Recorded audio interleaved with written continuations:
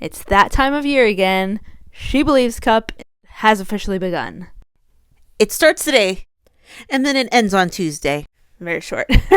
Yeah, because apparently it's a little bit different this year than in years past, because you already started as a semifinalist, apparently, so.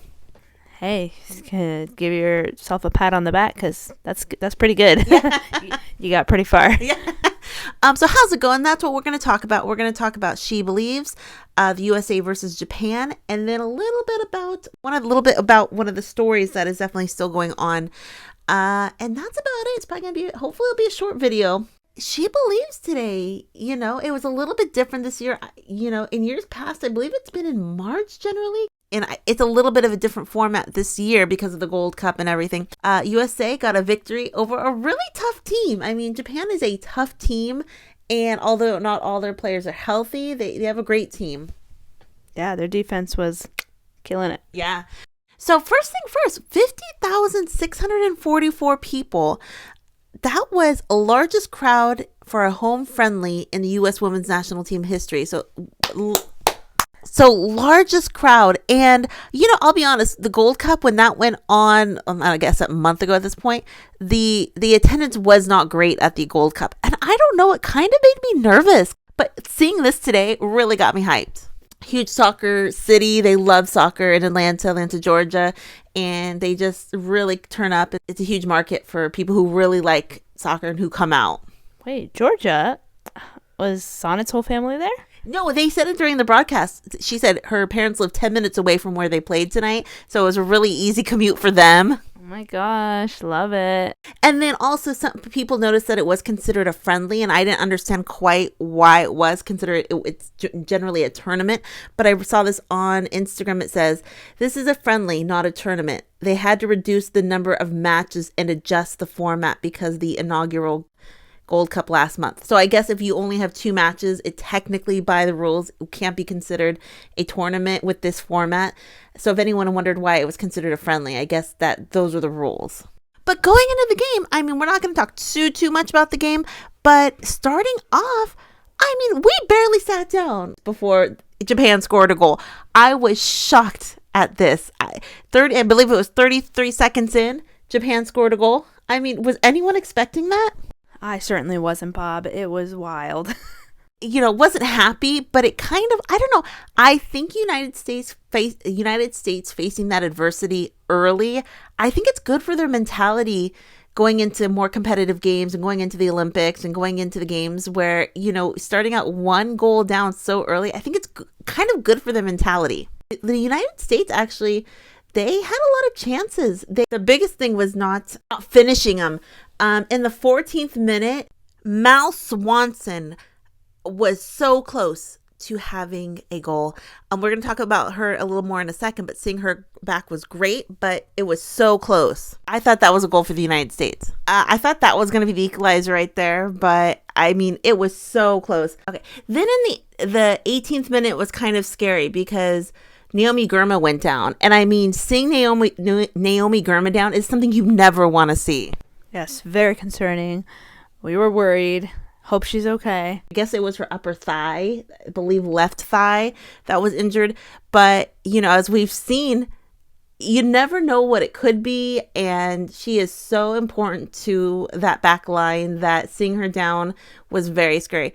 Then in the 21st minute, Jaedyn Shaw, this goal was beautiful. It was struck so hard. The goalie, the Japanese goalie, they were too stunned to move. They were like, they looked right at it. They couldn't even adjust their body. Yeah, it was one of those where the ball was going so fast and it happened so fast that, yeah, she just couldn't even move. Just had to watch it happen. Yeah, so, I mean, that was the equalizer. It stayed like that for a very long time. Mal Swanson, she started for the first time for the U.S. women's national team since she got injured about a year ago. And it was so great to see. I mean, she's been playing for the Red Stars, but she looked great. Just to see her, I mean, it changes the whole feeling of the team. It's just, she played, she was great. And then, actually, I will mention in the 16th minute, there was a really good opportunity for Lindsey Horan to score a goal. It was a pretty clear shot, but she did not get it in the back of the net. and Lindsey's favorite person, Julie Foudy. Julie Foudy even said, that's a goal that needs to happen. It should have happened. So Lindsey probably wants that back because she should have probably scored at that point. And then in the 77th minute, there was a penalty. Yeah. So Sophia Smith went down, and it was actually her teammate. I believe Sugita still plays for Portland Thorns. It was her teammate Sugita who fouled her and causing the penalty kick. They didn't mention it, but they know each other probably pretty well, and that's all it took. And going up, then Lindsey Horan decided to take it. Lindsey Horan, she has that kind of stutter step penalty kick approach. I don't know. I kind of makes me nervous, right? Kind of makes me nervous. But she scored beautiful PK. She scored. That ended up being the game winner. Up until then, I was getting kind of excited. I kind of wanted PKs. I don't know. Yeah, the Canada-Brazil game ended in PKs, so it's always exciting to see. Nerve-wracking for everyone, but exciting. Exactly. And then that was the winning goal. Also very noteworthy is Kat Macario has returned to the U.S. Women's National Team. She came in the 78th minute. So right after the goal, she came in. So exciting to see her. She's been playing for Chelsea. She's already done pretty well for Chelsea. And pretty much that was the end of the game. So, but this is what we also want to talk about. Korbin Albert was subbed in. And to be honest, I was actually very surprised she was subbed in. I thought because of everything that had happened, that she would at least be like sort of reprimanded in some way. Like benched. You think? I thought so. I thought they were going to show the fans, hey, we took what she did seriously. We're not going to play her for a game or two. I honestly thought that. Now, is that right or wrong? I don't know. That's what I thought. Yeah. But in the 78th minute, she came in. And also, we didn't talk about this, but Alex Morgan and Lindsey Horan had spoke on it, saying that she wasn't upholding the values of the U.S. Women's National Team. And people said, hey, if Alex Morgan is speaking on something, this is that's pretty major, because sometimes Alex doesn't speak about things. And then also Twilia Kilgore also had a statement about it, saying the same kind of thing. We take these things seriously. And then Julie Foudy also brought it up on the broadcast, which I actually was kind of surprised about that. She actually addressed it and brought it up. And yes, she had kind of said the same thing. There was internal talks about what happened, what they thought about it, what it meant. But she did bring it up, which did surprise me. But you know what? A couple things happened. People were not happy. People said, I'm just reading comments here. Someone said, a disgrace to put Albert in. Offensive to real fans everywhere. And then someone said, really disappointed Albert is playing and representing the team with her homophobic, transphobic views. Is this what the U.S. Women's National Team supports and stands for? And someone goes, real disappointing to see Albert on the field. I kind of agree that I'm surprised she was playing in the very first game back. This goes against my theory that I thought maybe the Olympics were off the table because that was such a serious thing. Now I'm kind of thinking they just want to win, kind of. That's almost my mentality. That, yeah, they maybe reprimanded her in some respect. And like I said before, I believe in forgiveness. But at least bench her for one game, not an official benching, but like an unofficial benching. I was also very surprised to see her out there. You'd think that maybe they would play her again once things died down a bit, but... Good point. I thought maybe the first game, maybe bring her on the second game, but not the first game. I was thinking like the third. No, I'm just kidding. I know, because it's still fresh in everyone's mind. So that was wild. The fans kind of let everybody know there was a little bit of booage happening. So that is the other thing. So during the match, she was brought on in the 78th minute. At the same time, they brought on Kat Macario. And then people in there, and you could kind of hear it on the broadcast, but people who were at the stadium also said, Korbin Albert's substitution was booed by the crowd in Atlanta. And if you hear the video, you can kind of hear the audible boos. You can definitely hear some. It was like a mix of boos and cheers. Yeah.